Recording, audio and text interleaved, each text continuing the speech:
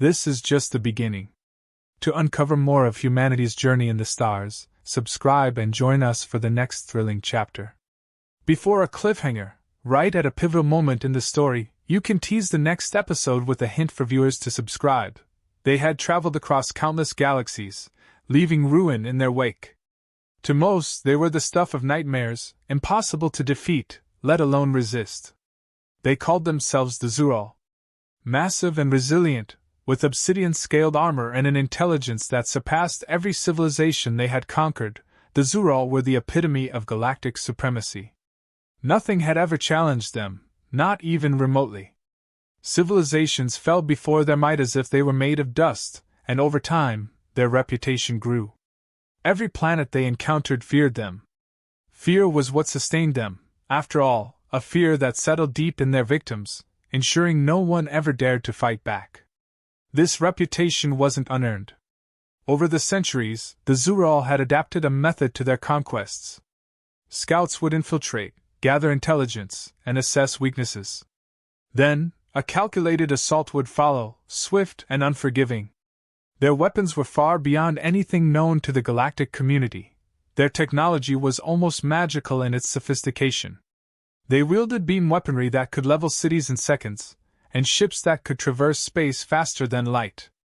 Their physical form alone inspired terror, towering, with elongated limbs and a voice that resonated with a chilling depth. They didn't just conquer worlds, they dismantled hope itself. There were whispers of a small, unassuming planet located on the fringes of known space. The Zuro scouts, who had stumbled upon it, referred to it as a mere backwater world. It was nothing of importance. Its inhabitants seemed frail, insignificant, almost charmingly naive. And yet, they were oddly industrious, with an atmosphere that buzzed with energy and growth. The Zuro, having mastered the conquest of other advanced species, saw an opportunity for entertainment. Surely, such a primitive world would offer no challenge, a pleasant deviation from the routine of subjugating advanced civilizations. The decision was swift. A fleet was dispatched, loaded with warriors eager for an easy victory. The idea of conquering such an insignificant world was amusing to them. To the Zuro, this was like an adult playing a game against a child. No competition, no threat, just another footnote in their long history of domination. As their fleet soared through the stars, the Zuro allowed themselves to anticipate the brief amusement Earth would provide before it was inevitably crushed. They arrived on the edge of Earth's solar system, observing from afar. The initial scans were surprising. Earth's defenses were scattered, technologically unimpressive by the Zuro's standards, but something unusual caught their attention. The inhabitants were alert, prepared, as if expecting a confrontation. Earth had developed early warning systems, and the Zuro detected that their arrival hadn't gone unnoticed. Communications from the planet intensified, alerting a global network of militaries and scientists. The Zuro found this amusing. It was the equivalent of ants readying themselves for battle against a boot. Earth's leaders scrambled to respond. No one knew what to make of the immense, foreign ships now orbiting their planet. The creatures within these vessels were terrifying, their intentions unknown but guessed at. Humanity, though unprepared, wasn't about to surrender. There were initial calls for diplomacy, attempts to establish communication, but the Zuro ignored these gestures. They weren't here to negotiate, they were here to conquer. They gave Earth no time to negotiate terms, no moments of parley. The attack commenced. The Zuro unleashed a barrage of their energy weapons on the largest urban centers, expecting a quick victory. And yet, something curious happened. Earth's defenses, though limited, were resilient. Cities had shielded bunkers, defensive countermeasures, and systems in place that managed to absorb part of the initial assault. The people didn't flee in hopeless despair, instead, they mobilized. Militaries activated countermeasures, deploying whatever they had. Civilians hunkered down, refusing to be intimidated. Rather than the panic they expected, the Zuro found defiance. The Zuro considered this defiance interesting. Perhaps there was more to these Earthlings than their scouts had assessed. Despite the overwhelming odds, the humans seemed prepared to resist, and even after the initial attack, they hadn't surrendered. Instead, Earth responded with a fierce resolve, sending waves of missiles, launching defensive drones, and deploying an odd array of electromagnetic pulses. To the Zuro, these counterattacks were primitive, unsophisticated. But they noticed something unsettling. The humans adapted quickly, faster than any civilization they had encountered before. Each failed attempt at defense only seemed to strengthen their resolve, and each failure was followed by a more refined approach. Over the following hours, the Zuro began to experience something new: resistance. Their weaponry, while overwhelming, wasn't having the instantaneous effect they expected. Earth's defenses, crude as they seemed, had substance. And it wasn't just technology that posed a challenge. It was the people themselves, their quick thinking, their adaptability. The Zuro, whose strategy relied on dominance through fear, were puzzled. These humans didn't behave like other conquered races. There was no submission, no fear-induced obedience. Only an ironclad determination to protect their world, their people. For the Zuro, the situation was starting to feel less like an assured victory and more like an unexpected challenge. They had never faced an opponent who adapted as rapidly as these humans. Earth's scientists, engineers, and strategists were working at a pace that defied their expectations. Within hours, the humans devised countermeasures that interfered with some of the Zuro's technology, even managing to bring down several of their smaller craft. The humans had identified weaknesses, exploited them, and adjusted their strategy accordingly. For the first time in eons, the Zuro were faced with the concept of uncertainty. They began to understand that Earth's defenses were not merely physical, they were psychological as well. Humans were unpredictable, their minds wired in ways that confounded the Zuro's logic. While other civilizations submitted to fear, these humans wielded it as a tool, unafraid, resolute, almost daring the Zuro to press forward. What the Zuro failed to recognize was the force driving these people. Their history was full of wars, conflicts, and survival against all odds. Humanity had learned, adapted, and grown resilient through countless hardships, and in those moments, Earth's defenders, be they soldiers, scientists, or civilians, were all unified by a single resolve: survival. The Zuro were realizing, far too late, that Earth was more than just a backwater planet with an unremarkable species. What the Zuro had seen as mere defiance was far more dangerous than they could have anticipated. Earth's defenders weren't just protecting their lives, they were driven by something deeper. Each failed assault taught them more, each defense was refined, and each response became more calculated. They were evolving right before the Zuro's eyes, turning the Zuro's greatest strength, their overwhelming force, into their weakness by learning how to counter it. The Zuro, in their arrogance, had never seen the signs, the adaptability that marked these humans as unlike any race they had encountered. The Zuro's initial amusement was now edged with something far more unfamiliar: doubt. They had come expecting to conquer and were now, for the first time in their long history, questioning their own superiority. And as the Earthlings continued their defiance, the Zuro realized that this was not going to be an easy conquest. It was going to be a test, a struggle against an enemy that, against all odds, refused to be broken. And for the first time, the galaxy's most feared predators began to understand the meaning of fear. The assault continued, relentless and unyielding, as the Zuro rained destruction upon the Earth. Their ships hovered over major cities, sending waves of energy that cracked concrete, melted metal, and left entire neighborhoods in ruins. To any other civilization, the sight would have signaled defeat, an inevitable bowing to the superior force. But humanity didn't falter. Instead, Earth's inhabitants met every blast, every assault, with an unshakable resolve. Rather than fleeing, they fought back, and their creativity was boundless. Makeshift barriers, homemade defenses, and strategically timed evacuations left the Zuro baffled. The humans were managing to minimize losses, demonstrating an unorthodox resistance that defied all Zuro understanding of war. At first, the Zuro commanders laughed. Humans were scattering, hiding, and deploying weapons that seemed more a nuisance than a threat. Yet with each passing hour, the nuisance grew sharper, their response more refined. The Zuro watched as humans combined technology, skill, and tactics in ways that broke all convention. They were using satellite signals to communicate over vast distances, coordinating between governments, militaries, and even ordinary citizens. From civilians to scientists, everyone played a part, pooling resources, relaying messages, and orchestrating strategies that seemed almost chaotic but produced effective results. It was as if humans possessed an innate ability to rally, adapt, and, most disturbingly to the Zuro, learn from their mistakes with incredible speed. For the Zuro, who had never encountered such a tenacious resistance, this was beyond unexpected. Each time they altered their tactics, humanity countered with something unpredictable. When the Zuro blocked communication channels, the humans switched to alternative frequencies. When they destroyed key infrastructure, humans found workarounds.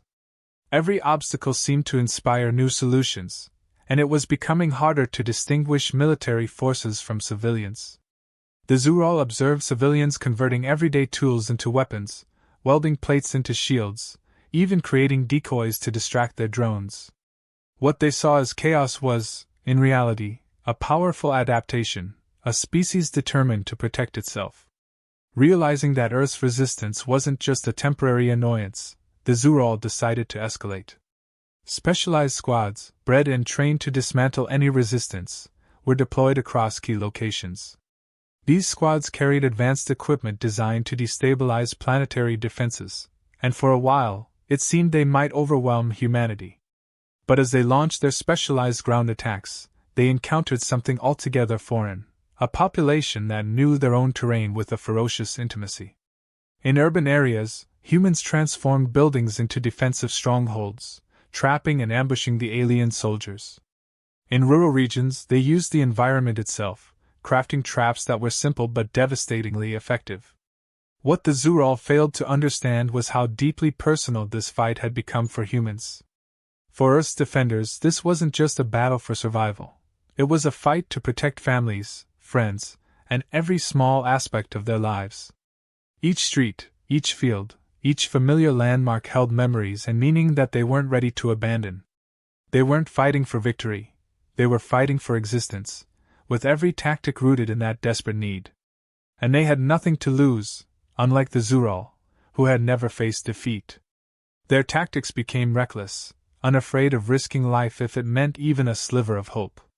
Slowly, Earth's defenders began pushing back, and the Zuro sensed the shift. They noticed it in the scattered reports of their fallen warriors and in the unexpected depletion of their own resources. Their leaders, who had once commanded with certainty, now spoke with frustration, issuing orders with a noticeable tension. The Zuro were known for their flawless strategy and control over the battlefield, but humans had disrupted both. They fought with an unpredictability that the Zuro had no answer for, a raw resilience that bypassed logic and shattered order. The Zuro strategists watched in disbelief as their supposed inferiors began inflicting real damage. Earth's engineers, scientists, and hackers found ways to hack into some of the lower-level Zuro systems.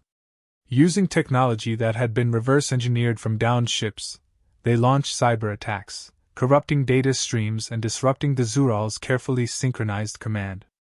These attacks were small at first, but soon, entire units found themselves unable to communicate with their main forces.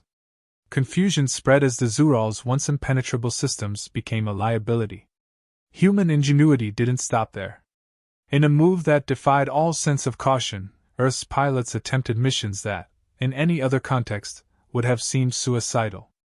Equipped with little more than modified jets and missiles, they maneuvered directly into the Zuro's defensive formations, dodging high-powered energy blasts and returning fire with remarkable accuracy.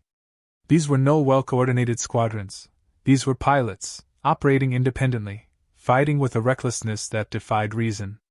The Zuro's defenses were being dismantled, and for the first time, they were on the defensive. The atmosphere in the Zuro's command centers shifted from confidence to something closer to disbelief. Despite this, the Zuro were not ready to admit defeat.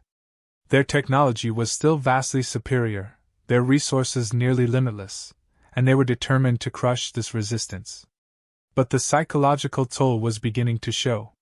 The sheer fact that humans had managed to resist this long, that they had disrupted their flawless tactics, was beginning to undermine the Zural's confidence. They had ruled by fear and by power, yet neither seemed to faze the humans.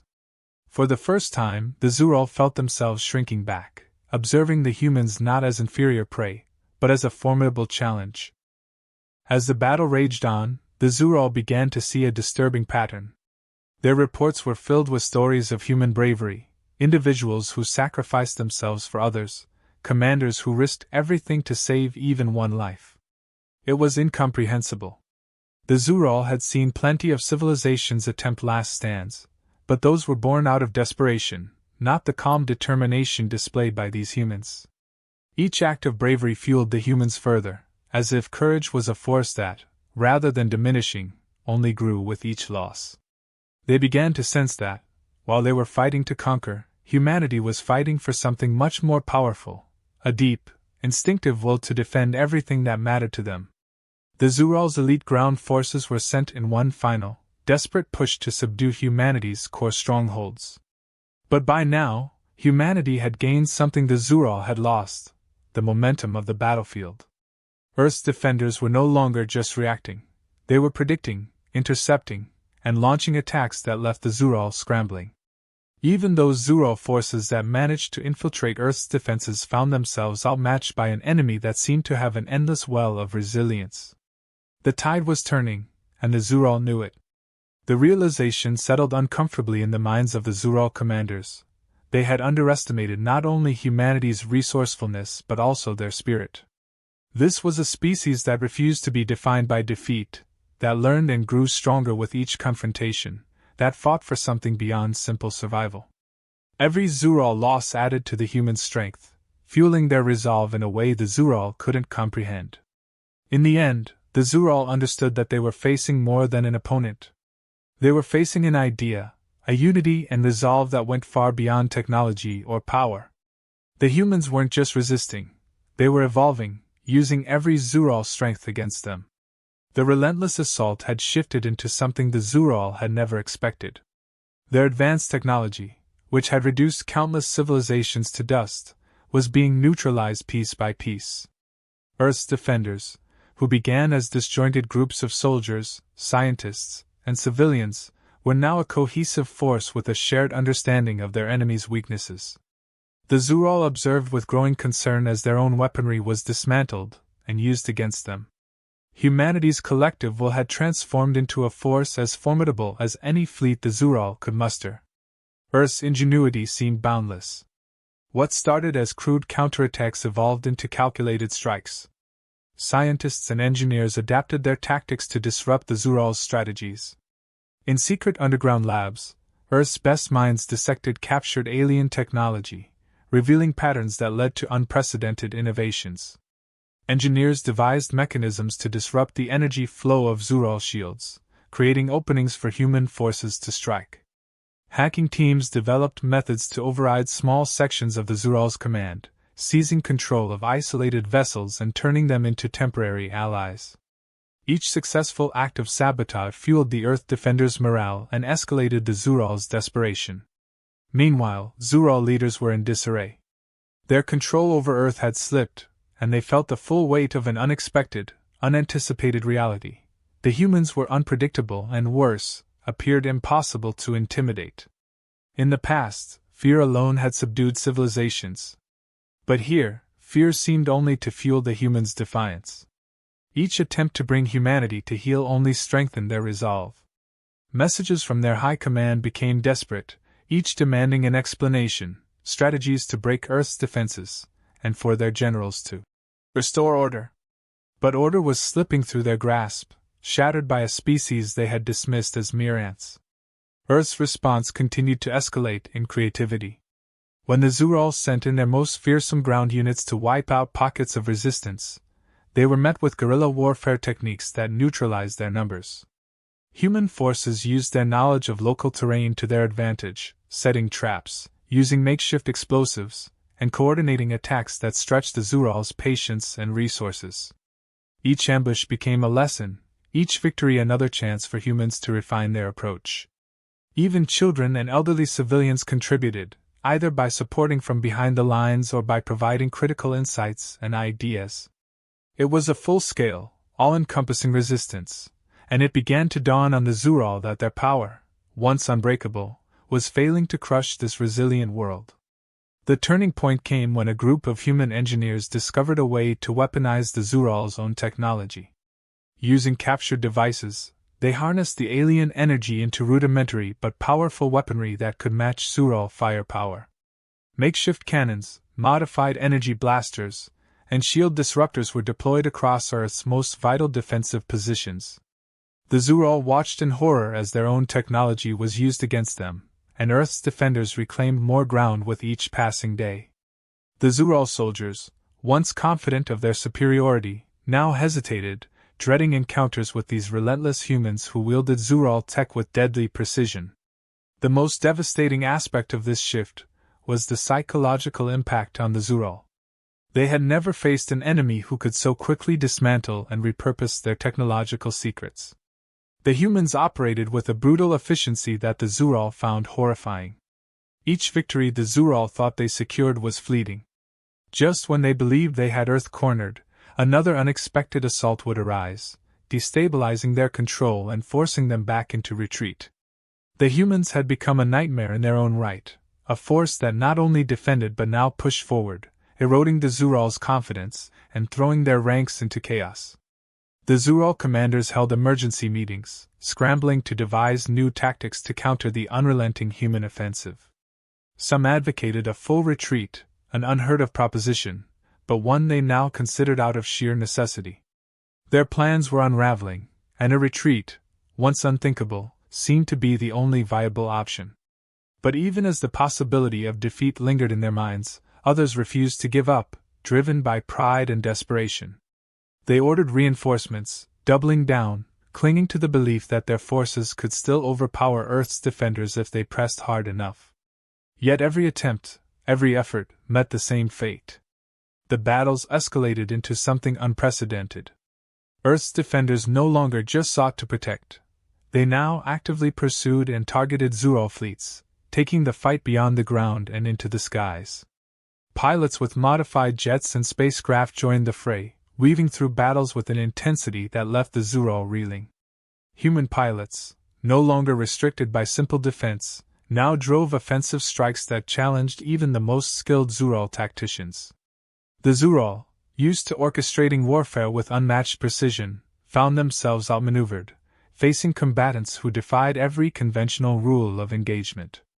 The humans seemed to take risks the Zuro had always deemed reckless, yet these risks consistently led to victory. The Zuro's morale plummeted. Their hierarchy, once unquestionable, showed fractures as commanders turned on each other, blaming one another for failures. Their pride and composure had been replaced by a fractured, fearful reality. The Zuro soldiers, trained to dominate, now feared every skirmish, wary of what the humans might pull from their seemingly limitless arsenal. Discipline waned, and rumors of human cunning spread through the ranks. Some whispered that Earth was cursed, a planet defended by something incomprehensible, that humans were backed by a force beyond mere technology, a force that rose from their very spirit. Within days, Earth's forces made a decisive strike.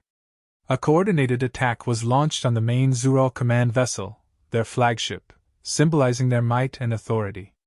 Using everything they had learned, Earth's defenders penetrated the Zuro's final lines of defense, employing both brute force and a series of targeted assaults that overwhelmed the ship's shields.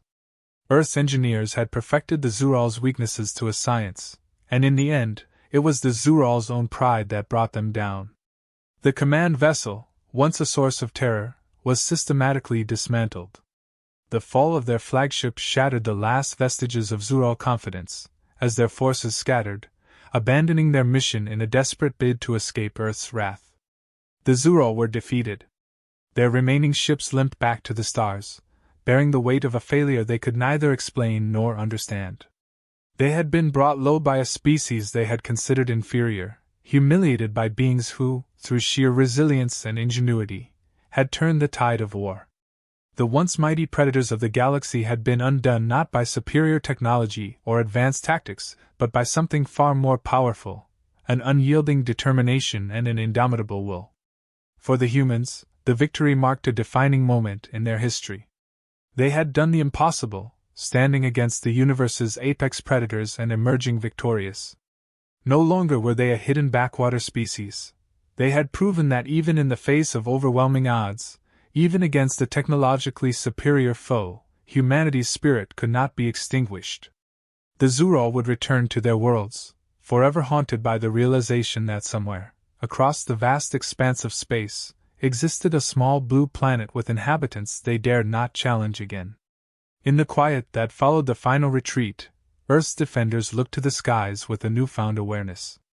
They understood that they had become something more than what they were before, guardians of their world, united by an ordeal that would reshape the galaxy's understanding of human potential. And as they stood amidst the ruins, now symbols of resilience, they knew this victory was more than just a defense.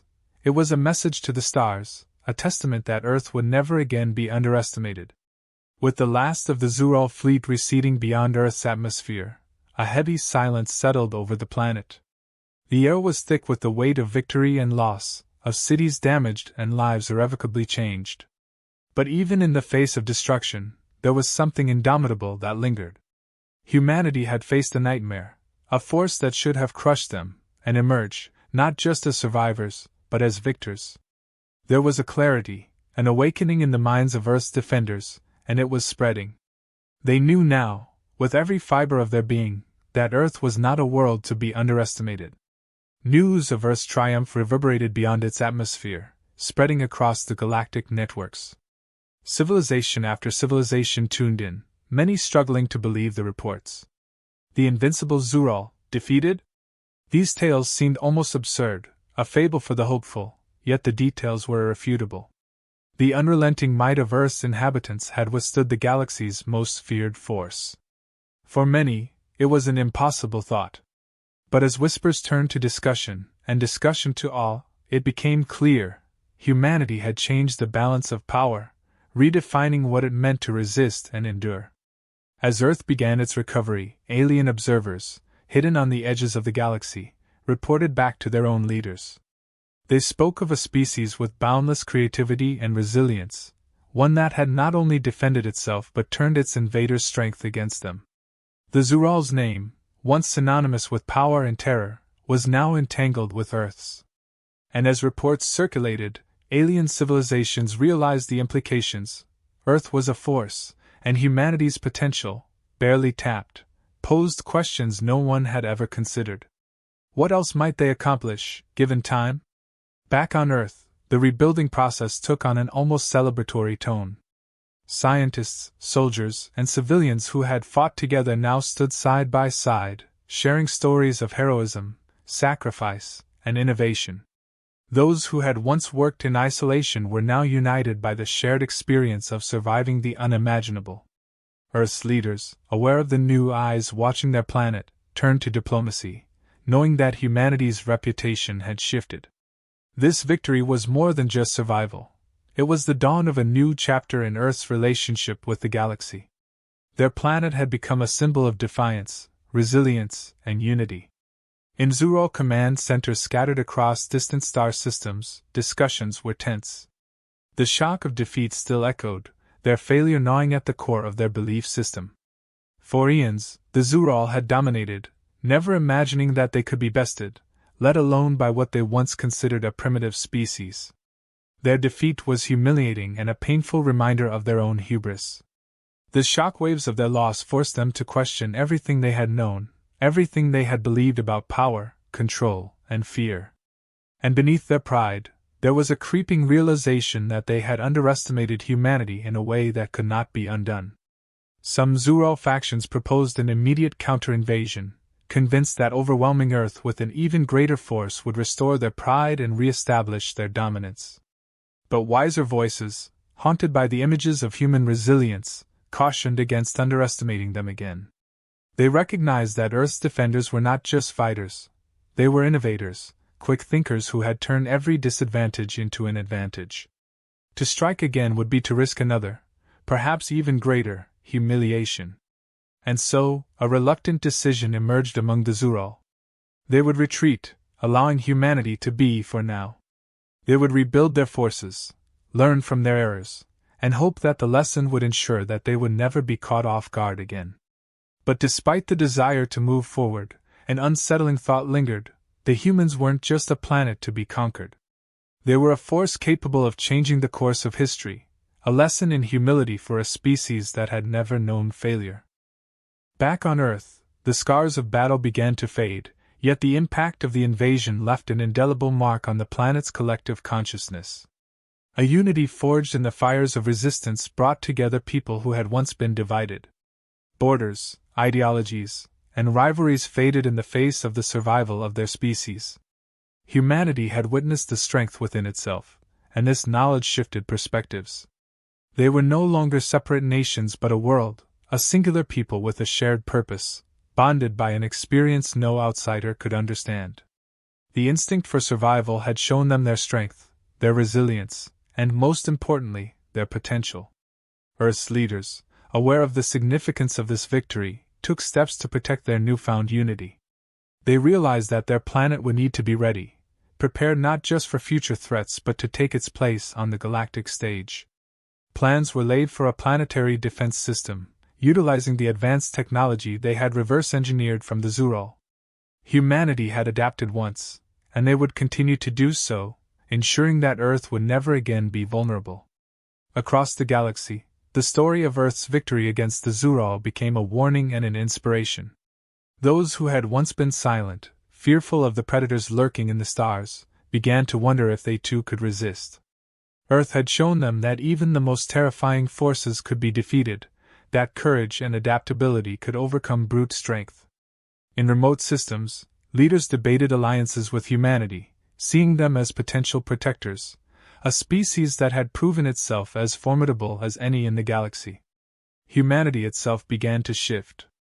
While rebuilding, Earth's people embraced a new era of exploration and curiosity, pushing forward with space travel and expanding their knowledge of the galaxy.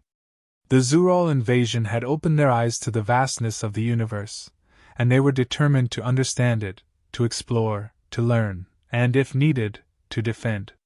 The instincts for survival had forged them into something new, a civilization unafraid to look beyond the stars, aware that there might be allies, or enemies, waiting beyond. But more than that, humanity had transformed the galaxy's understanding of what it meant to be powerful. No longer did the galaxy see power as simply strength or technological superiority. The Zuro had embodied those qualities and had fallen. Earth had demonstrated that true power lay in resilience, in the willingness to stand against the odds, to adapt, and to hold firm in the face of overwhelming force. This was a lesson that would echo across the galaxy, reshaping the way civilizations viewed themselves and each other. As Earth's defenders looked up into the night sky, they understood the significance of their triumph.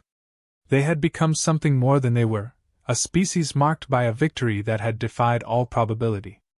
And in the darkness of space, they knew that their message had been heard. Humanity was here, and they would not bow. For the first time, Earth wasn't just another world on the edge of the galaxy. It was a beacon, a testament to the unyielding will of a people who had faced their worst fears and emerged victorious. And somewhere, in the cold, distant reaches of the galaxy, the Zuro watched. The predators, once feared by all, had learned a lesson they would never forget. They had learned that, for all their power, they had faced a force that could not be quantified or predicted. They had faced humanity, and they had lost. And in that loss, they found a lesson that they would carry with them as long as their species endured. For as long as there were stars in the sky and worlds to conquer, the Zuro would remember Earth, not as a defeated planet but as a force that had challenged their understanding of strength and forever altered their place in the universe. And Earth, with its scars and triumphs, looked back at the stars, knowing that it was no longer alone, and that whatever came next, humanity would face it, unafraid and undeterred. The galaxy had changed, and humanity, against all odds, had claimed its place among the stars.